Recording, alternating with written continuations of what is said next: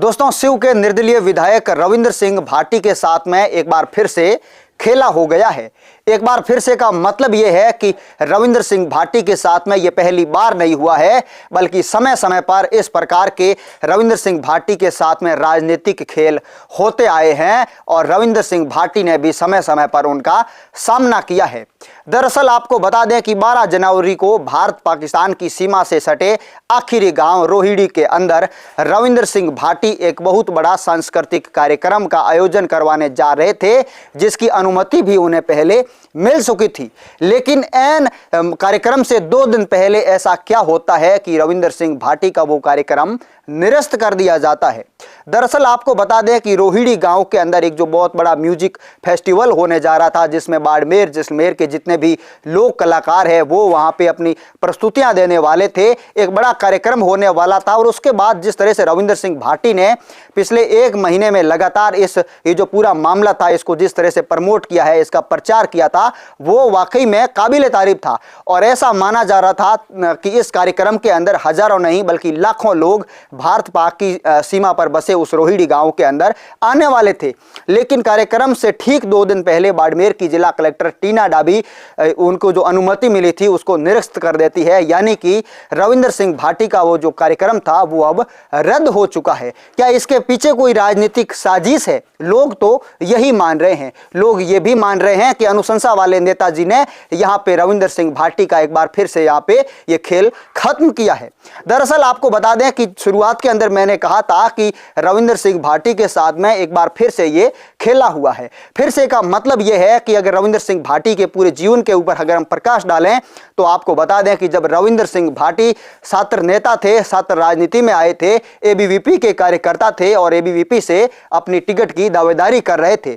ऐन मौके पे उन्हें एबीवीपी का टिकट नहीं मिलता है। रविंद्र भाटी निर्दलीय ही चुनावी अखाड़ों में आते हैं। बेशक वो चुनाव जीत जाते हैं, एक लंबा कार्यकाल उनका 3 साल का रहता है। उसके बाद अगर आप रविंद्र सिंह भाटी की राजनीति के बारे में जानते हैं तो आप ये भी जानते हैं कि चुनावों से ठीक पहले शिव के अंदर रविंद्र सिंह भाटी ने एक बड़ा कार्यक्रम किया था जिसका नाम रन फॉर रेगिस्तान रखा था।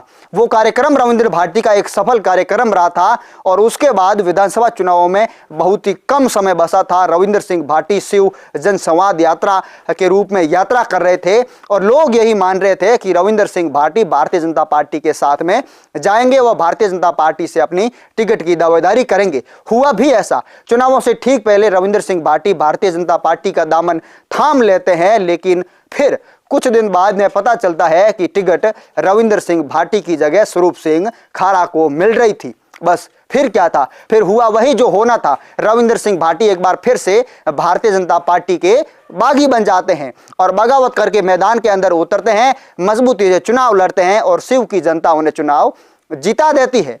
उसके बाद लोकसभा चुनावों से ठीक पहले एक लेटर पैड वायरल होता है जिसके अंदर स्वरूप सिंह खारा की अनुशंसा पर 17 तकरीबन हैंडपंप दिए जाते हैं और रविंद्र सिंह भाटी की अनुशंसा पर मात्र 2 हैंडपंप दिए जाते हैं। वही एक लेटर पैड था जिस लेटर पैड ने रविंद्र सिंह भाटी को लोकसभा चुनाव लड़ने पर मजबूर कर दिया और उसी लेटर पैड की वजह से कहीं ना कहीं रविंद्र सिंह भाटी लोकसभा के अखाड़ों में आते हैं और लोकसभा का चुनाव बड़ी मजबूती से लड़ते हैं।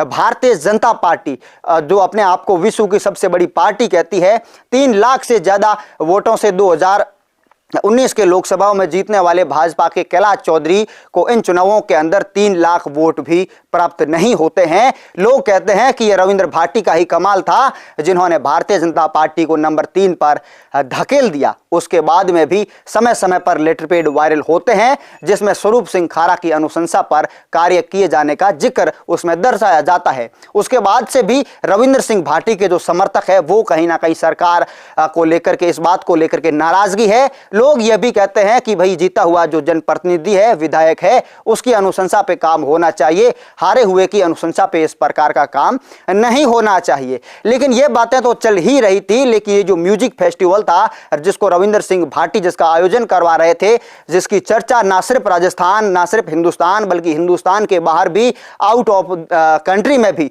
इसका जमकर के प्रचार किया गया और ऐसा माना जा रहा था कि इस कार्यक्रम के अंदर हजारों नहीं बल्कि लाखों लोग आएंगे लगे, लेकिन ऐन मौके पे इस कार्यक्रम को भी निरस्त कर दिया गया। हालांकि टीना डाबी ने यह वजह बताई है कि वहां के जो स्थानीय लोग हैं उन्होंने एक प्रार्थना पत्र दिया था कि इसके अंदर लाखों लोग आने वाले हैं, तो गांव के जो लोग हैं वो लोग प्रभावित हो गए। वह साथ ही साथ ये जो भारत पाक की सीमा पे जो रोहिणी गांव बचा है वो प्रतिबंधित क्षेत्र है, तो इसके अंदर हर कोई इस रूप से एंट्री नहीं कर सकता।